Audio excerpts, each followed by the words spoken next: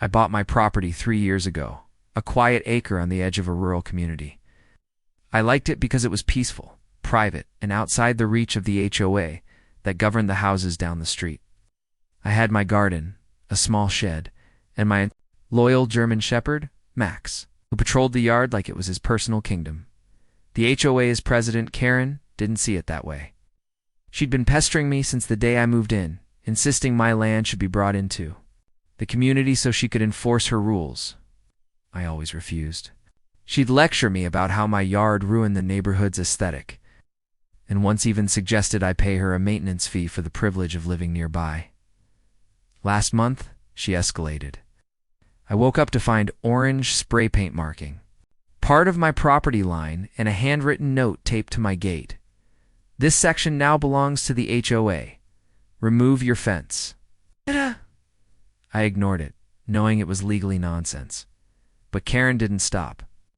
One sunny afternoon, I was inside having coffee, when Max's deep, booming bark shattered the calm. I looked out the window and froze. There she was, in her bright pink tracksuit, climbing over my 6-foot fence with a pair of gardening shears in hand.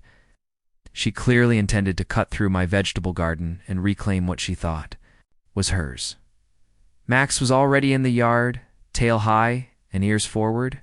He didn't attack, he was well trained, but he was territorial. As soon as Karen dropped down inside the fence, he ran up to her, barking in rapid bursts. She screamed, spun around, and dropped her shears. "Call him off. He's going to bite." "Me," she yelled, backing into the fence. I stepped outside calmly, coffee still in hand. "Max won't bite unless you give him a reason." "But you're trespassing, Karen, on my land." Her face flushed red. "This property is ours now.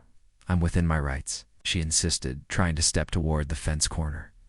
Max moved with her, growling low, not touching her, but making sure she didn't take another inch. Eventually, she was forced to climb back over the fence the same way she came, muttering about calling the police.